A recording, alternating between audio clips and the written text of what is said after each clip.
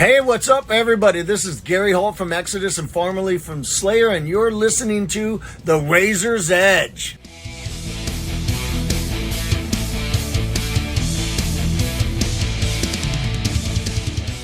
You're listening to The Razor's Edge. My name's Matt, and I'm at Uprising Festival with Beccy from Tribe of Grapes. Tribe of Grapes! Tibby of Grapes. I've really tried my best here.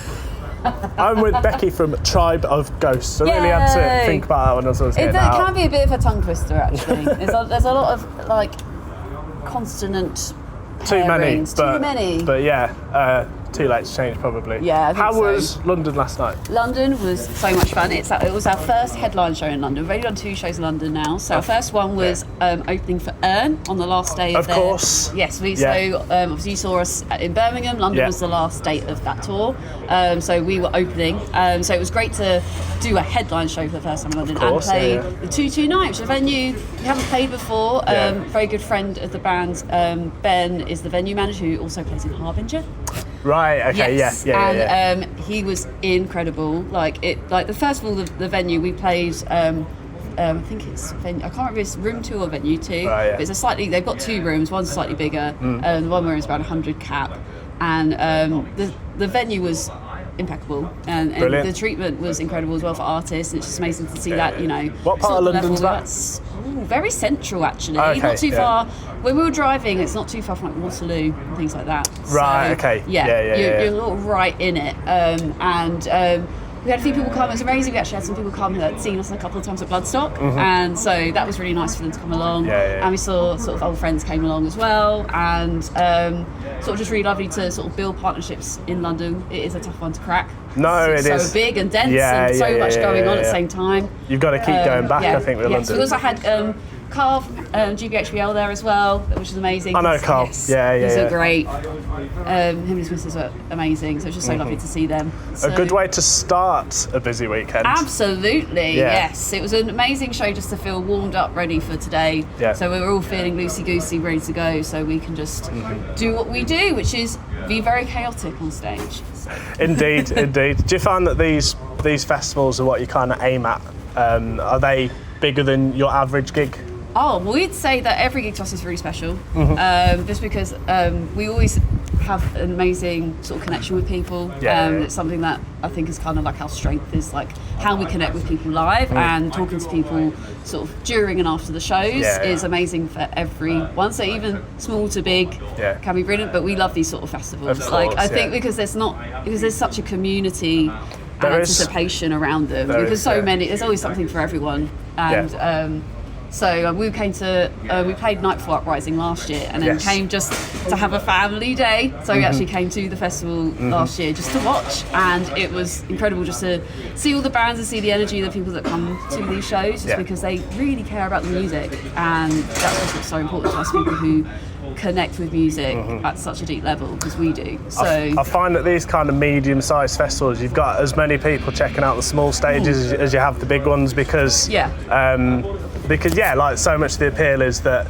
up-and-coming bands can play the bill. It doesn't feel like it's completely out of reach thing. Like if you work hard, you might get it. So I think sort of at this day and age, I would say, is there's so many underground bands who are absolutely outstanding, and I think obviously that's just the privilege of like access to technology and things, and just general knowledge of production and songwriting and stuff like that, that there are so many state-of-the-art bands out there, but they're so unknown, and they're just little treasures, and it is just amazing for Simon and the crew to create opportunities like this for those bands to be seen and to blow people's minds.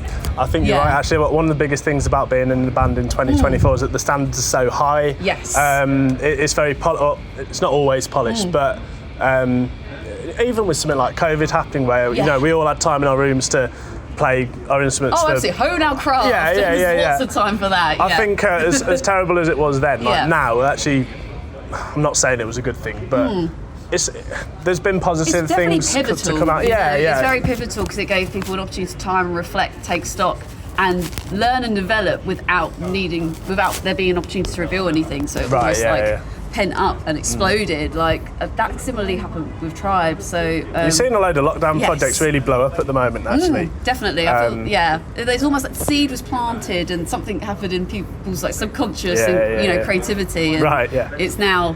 After a few years after it, they're able to actually bring it out into the world, and Seems like you guys have got a busy summer anyway. I know there's Radar Festival in July. We are so excited for Radar. That's pretty exciting, isn't it? Yes, I mean, we were offered it actually towards the end of last year, just after our release of False Gods, and it's so exciting. We know how much of an incredible festival it was, and we know some of the lineup had already been announced by that point. There were some amazing bands on it already. We were like absolutely stoked when we got the opportunity to play, and then more bands around Tesseract. Right, I saw that. Yeah, they're headlining the day we're playing. We cannot wait. We'll be sticking around for the entire day and seeing that set. That's you've got it, haven't you? Absolutely. Be rude to And then the next day we're going straight to Northampton as we're headlining Oakley Stage for Northants Rocks. Of course, which we're really excited about. And Stormbringer are headlining their main stage there, so really excited. It's a good lineup, that Northampton Rocks. Sky and the team have done an amazing job for Northampton Rocks, so really excited. So we've got a couple of those festivals lined up, got a couple of shows again in June, some more things to be announced. So they're bubbling under the surface, and we'll hopefully announce some of those shows in the next month. So it's been about 6 months since False Gods came out, and I think the last time I did an interview with Tribe of Ghosts, I don't think you were in it, but there was, we talked about would you do an album, because we seem to be in an EP and singles age. Yes. Is there something on the horizon that you may or may or not be able to say? There is something on the horizon. There's something, okay. Yes. Okay. And so our singles last year, Hive and False Gods in particular, are a part of a full body of work. Okay. We shot even a video with the Dream Team. That was Theodore Swadling and Kieran G, as I like to call him. I can't remember his surname. I'm very sorry, Kieran. Deep apologies. Kieran. And we shot with them again last week. We have something in post-production at the moment, which is sort of the final piece of the media puzzle, as it were, to give this body of work the launch it deserves. We're not exactly sure when it's going to be launched. It's going to be this year. And we're very, very excited to finally get this out into the world. It's something where we've dropped to quite a few singles, but you'll see a lot of it in the set that we're playing, but it's meant to be sort of almost heard in one go. It is one of those kind of things, like, as much as we've spoken about the single culture and releasing sort of mixtape type things, which definitely. is it's great and it's important for in terms of the culture of releases today.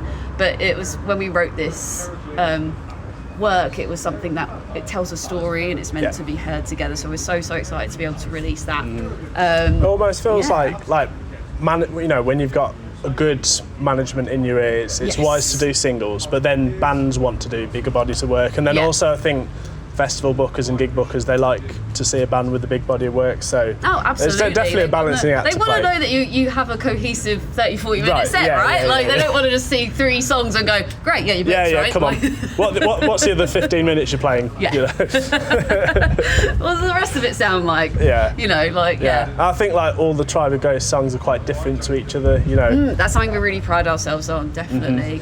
Just because of it's great we have such an eclectic mix of influences. We can't pinpoint it at all, which I think works to our benefit. Especially on a bill where you've got all different kinds of metal bands on. It's not like a death metal all day, for example.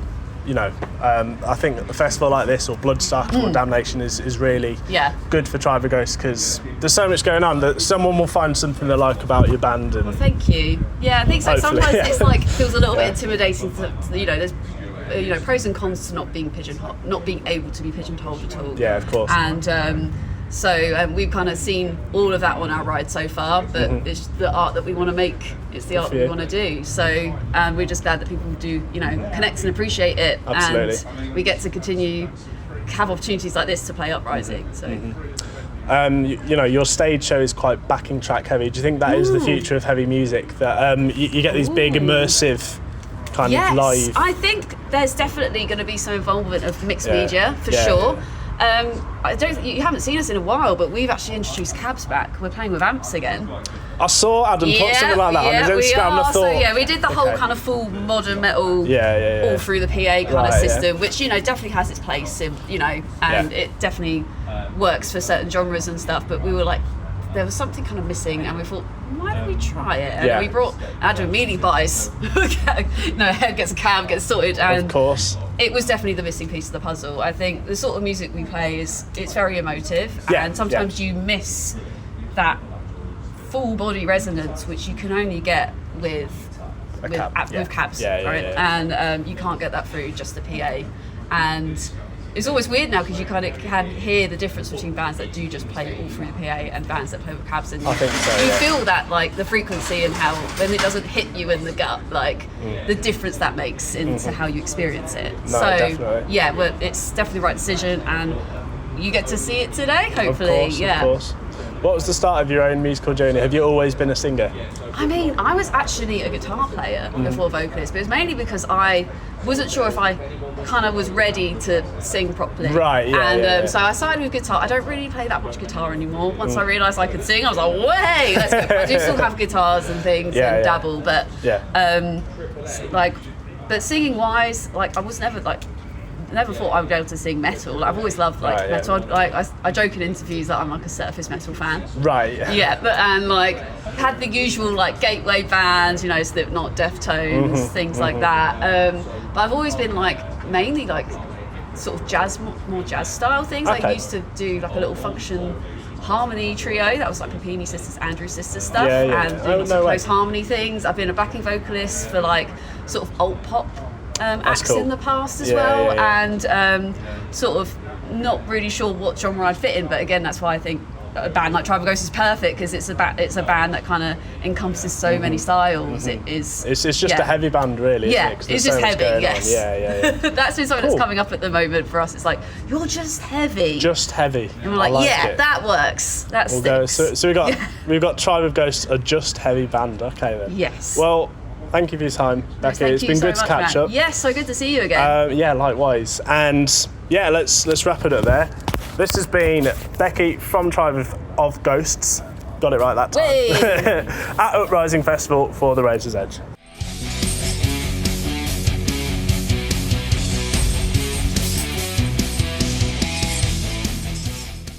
Thanks for listening.